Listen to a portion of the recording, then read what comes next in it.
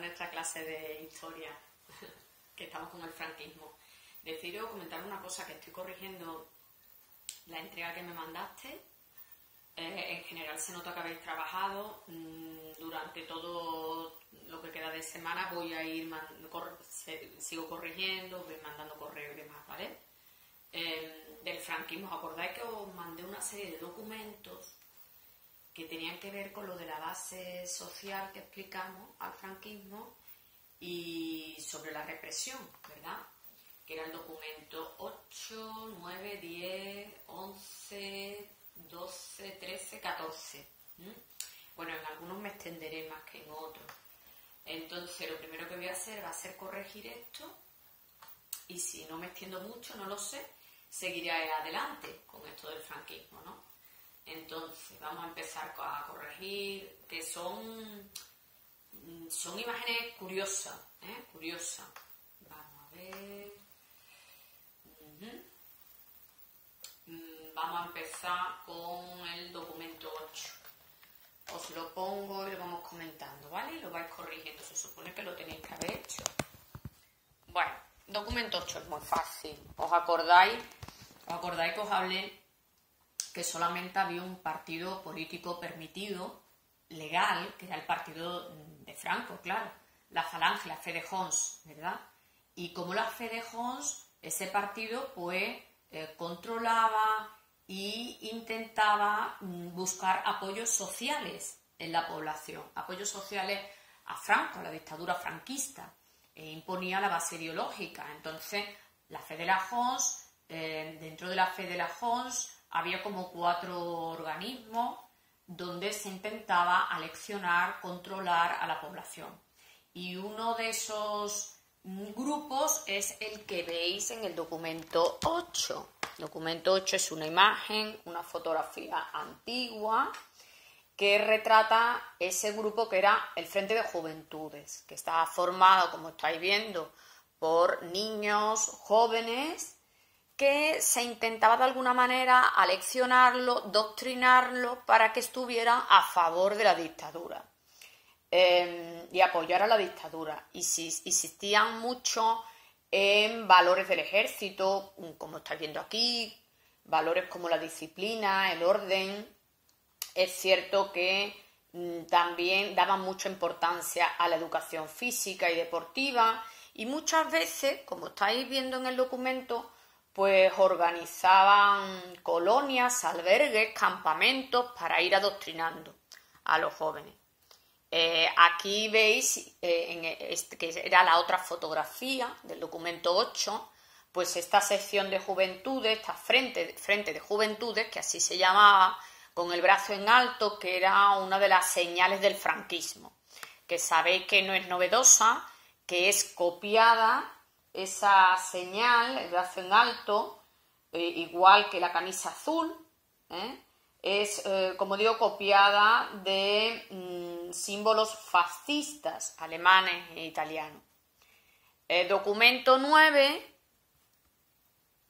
¿os acordáis? Y que os voy a poner el documento 9 y 10 porque los dos están muy relacionados. ¿Os acordáis? Estoy diciendo que la Fedejons organiza como 4 grupos para adoctrinar, controlar la población. Uno que hemos dicho que es el Frente de Juventudes, que se dedicaba a leccionar a esos jóvenes, a esos niños, que iban a ser el futuro, ¿de acuerdo? Y después nos encontramos con la sección femenina, que era un grupo integrado por mujeres que intentaban aleccionar, adoctrinar a las mujeres cómo tenía que ser su papel en la sociedad. Un papel, por supuesto, secundario, subordinado al hombre, sin ninguna libertad. Bueno, la libertad en el franquismo la verdad es que no existía, ¿de acuerdo? Un papel como mujer cristiana, ¿de acuerdo? Y bueno, esto se va a ver en toda la propaganda. Yo os he puesto aquí, que me parece que es el documento 9, pues este cartel de la sección femenina, donde indica pues quién organiza esa sección femenina, que es la Falange, el cartel el de 1940. Ya sabéis que era dirigido por Pilar Primo de Rivera, que era la hermana del fundador de la Falange. Y imaginaros, los modelos a seguir era Isabel la Católica, Santa Teresa de Jesús, para que os imaginéis un poquito. Y este es muy interesante, que es el documento 10, que es un cartel donde te indicaba cómo la mujer tenía que comportarse cuando era esposa, cuando se había casado, ¿no? Y os lo voy a poner un poquito más grandecito porque de verdad que este cartel es que no tiene desperdicio. Un segundo. Y lo vamos a comentar, bueno, no vamos a comentarlo todo, pero algunas cosas que seguramente os habréis quedado helados, ¿verdad? Pero bueno, eso era así, era el cartel propaganda, lo que intentaban imponer desde la sección femenina. Bueno, voy a abrir el documento un poquito más grande para que lo veamos. Y yo creo que solo leyéndolo ya... Estas son las normas que se supone tenía que seguir una buena esposa. Y te dice... Un segundito. Ay, es que se me mueve el ratón. Vale. Un momento. Vale. Vamos a ponerlo desde aquí. Te dice algo como: sé dulce e interesante. Dice, su aburrido día de trabajo quizá necesite mejorar. Tú debes hacer todo lo posible por hacerlo. Una de tus obligaciones es distraerlo al hombre. Vamos, subordinación absoluta, machismo absoluto. Por supuesto, arregla tu casa. Debe lucir impecable. Haz una última ronda por las principales áreas de la casa justo antes de que tu marido llegue. Levanta libros de escuela, juguetes y limpia con tu plumero. Bueno, es impresionante cómo se está institucionalizado el machismo absoluto. Procura verte feliz. Tu felicidad es la recompensa por su esfuerzo diario. O por ejemplo, hazle sentir a sus anchas, deja que se acomode en un sillón o se recueste en la habitación. Hombre, claro, que es el que ha tenido más trabajo. Escúchalo. Un segundito, mientras pongo esta imagen, un momento.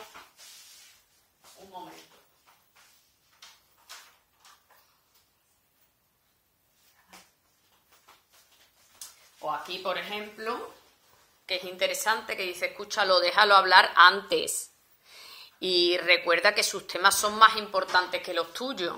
Bueno, espectacular, vamos.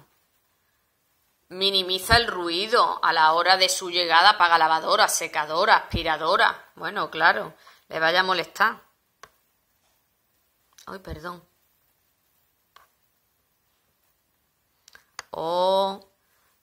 Ponte en sus zapatos, no te quejes si llega tarde, si va a divertirse sin ti o si no llega en toda la noche. Trata de entender su mundo de compromiso. Bueno, estas linduras era lo que se supone se adoctrinaba a las mujeres. Es decir, mujeres que fueran independientes, que trabajaran, que pensaran, intelectuales. No, eso no estaba asumido en el régimen, eso era imposible. Increíble. Después, documento... Bueno, el documento 11 lo voy a dejar... hay 11A y 11B. 11A es una canción que la voy a dejar para el final. Y este es el 11B, el documento 11B, que es muy interesante. Os voy a decir por qué.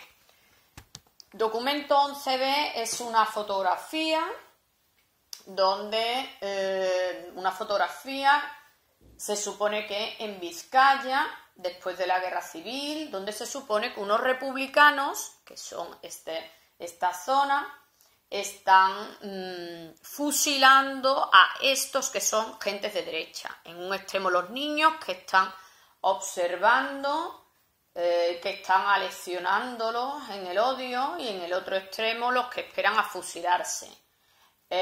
Bueno, pues parece ser, esto se ha sabido después, que esta fotografía no es real, que es trucada. Bueno, esta era la propaganda arrolladora que tenía la dictadura. No estoy diciendo que no existieran en la guerra civil atrocidades por un bando y otro. Lo que estoy diciendo es que esta foto sí es trucada y que no existió, sino que la dictadura franquista la extendió y la escenificó para darse propaganda o publicidad y poner al bando republicano pues como algo atroz. Es muy curioso, por eso os la he puesto. Después tenemos la imagen, me parece, la imagen 12, que intento retratar esos exiliados que tuvieron que marchar, muchos republicanos, donde tuvieron que dejar hasta sus posesiones en España y fueron confiscadas, ¿no?, por el Estado. Esto es muy interesante y creo que el otro día no os hablé, que es el documento 13 y que te indica, te refleja un campo de concentración franquista. Y os voy a explicar, es que en la época franquista existieron en España campos de concentraciones, donde aquí por quienes estaban integrados, pues por disidentes políticos, por gente que tenía otra ideología, republicanos, y ahí había un batiburrillo. Metían gente que la dictadura no lo consideraba adecuado. Fijaros qué fuerte, desde homosexuales, gitanos, a veces presos comunes, todos iban en esos campos de concentración, que muchos eran trabajos, se dedicaban a hacer trabajos forzosos en obras públicas y en condiciones infrahumanas. La mayor parte no duraban mucho en esos campos de concentración, que creo que, aunque por supuesto todo el mundo sabe la existencia, no se ha estudiado excesivamente. Después tenemos el documento, me perdonáis, aquí, muy interesante, el documento 14, que es una imagen de los maquis. ¿Os acordáis que os comenté que era una oposición activa, un grupo armado clandestino, sobre todo en zonas rurales, que luchaban contra la dictadura activamente y que practicaba la guerra de guerrillas? Y ya para terminar lo de los documentos, os voy a poner una canción,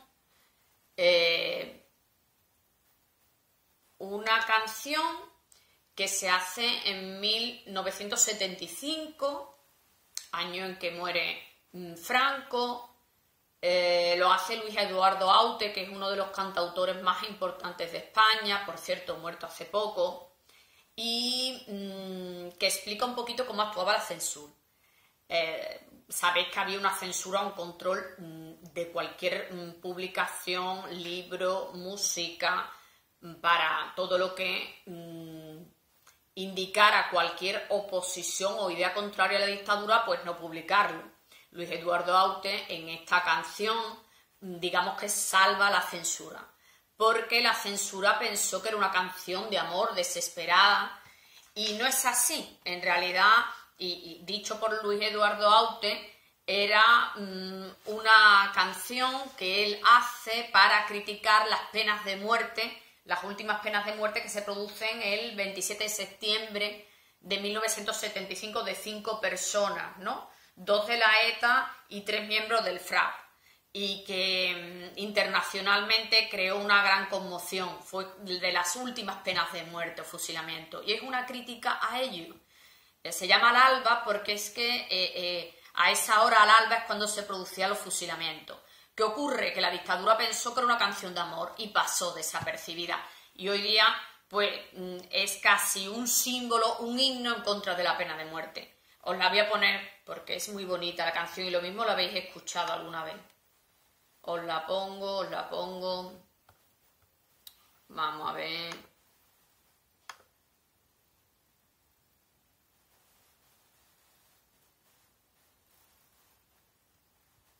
Un momento.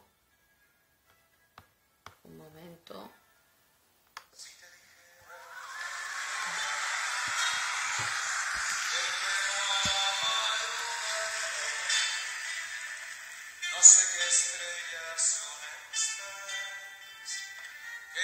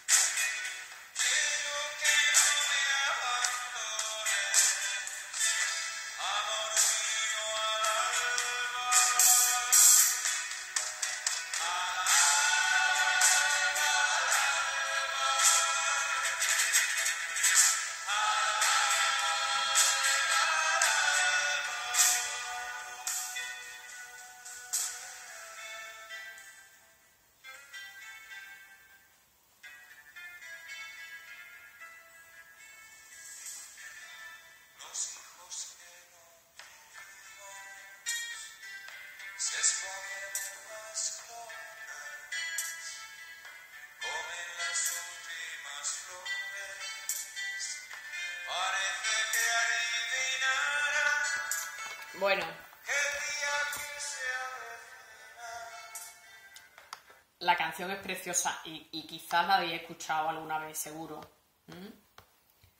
Bueno, hasta ahí los documentos, ¿de acuerdo? Hasta ahí los documentos que teníamos que ver. Y ahora, ¿qué vamos a hacer? Bueno, vamos a seguir un poquito más adelante, aunque no lo voy a dar entero, pero en fin. Ahora tendríamos que explicar, me parece, sí, la pregunta F, que son las fases de la dictadura franquista. Sabéis que hay dos fases, la fase totalitaria y la fase tecnócrata. Empezaríamos con la fase totalitaria, que es la más característica de Franco, que va desde el 39 hasta 1960. 1960 es una fecha clave para separar estas dos fases, ¿de acuerdo?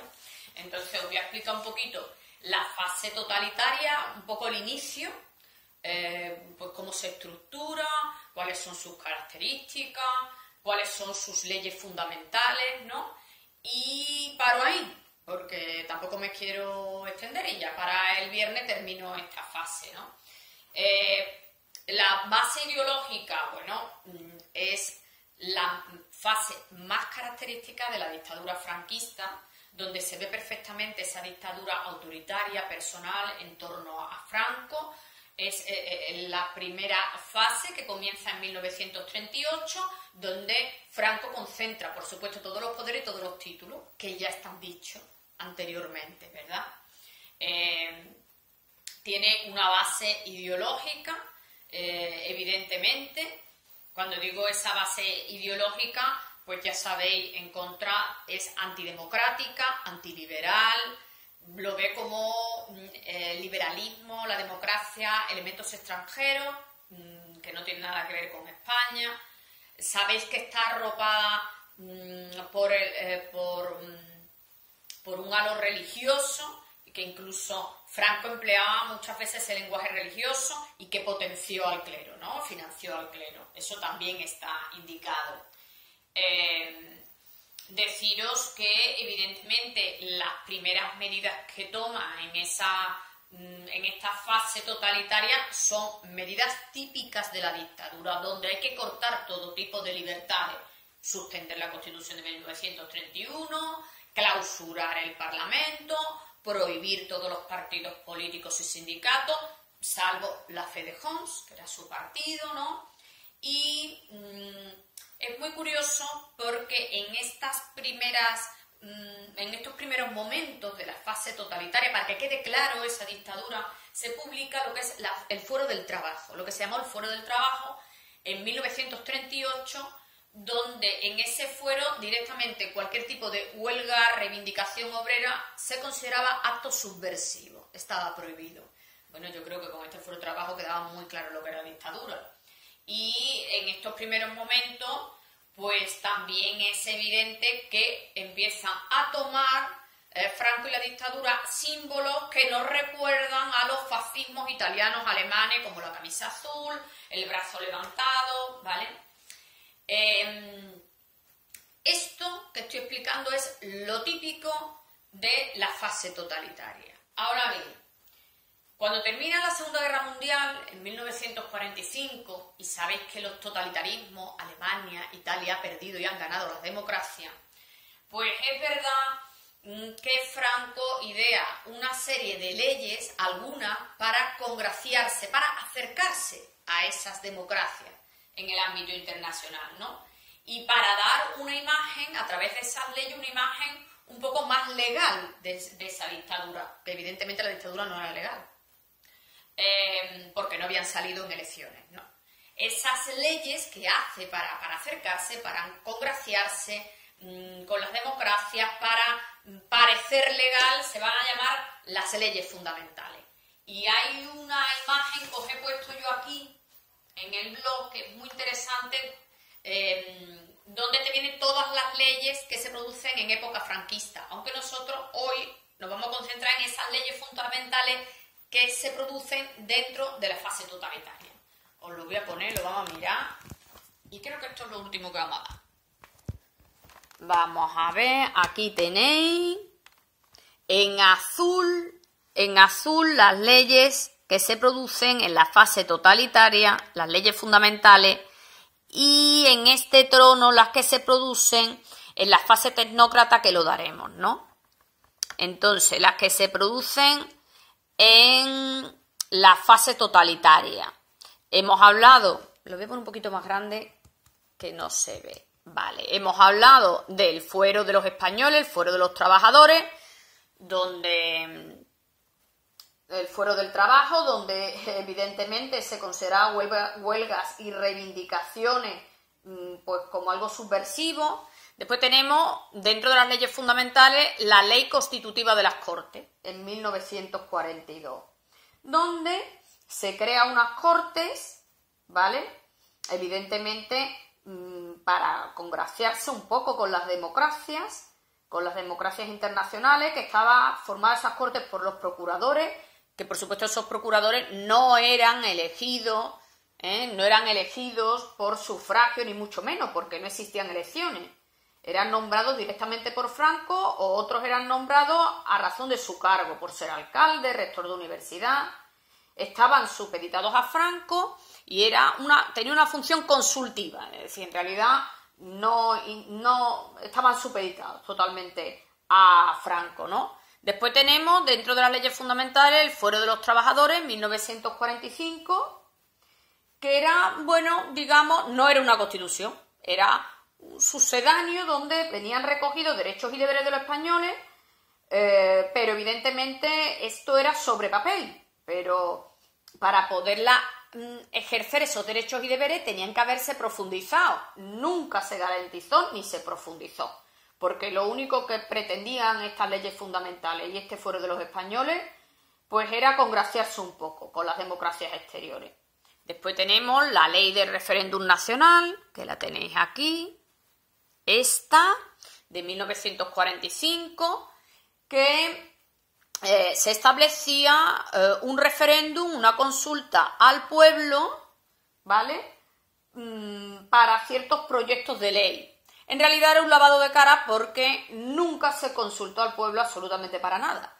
Y después tenemos la ley de sucesión en la jefatura del Estado en 1947, esta ley, donde Franco quedaba como jefe de Estado vitalicio y donde se indicaba que tenía capacidad de elegir a su sucesor, que sería a título de rey.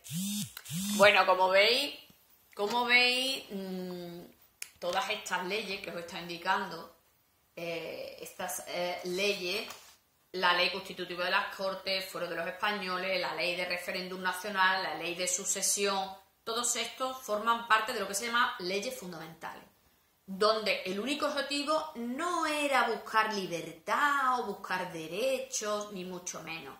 El único objetivo era congraciarse con los aliados, con las democracias. Pero en realidad esto no daba libertad absolutamente nada al régimen, ¿eh?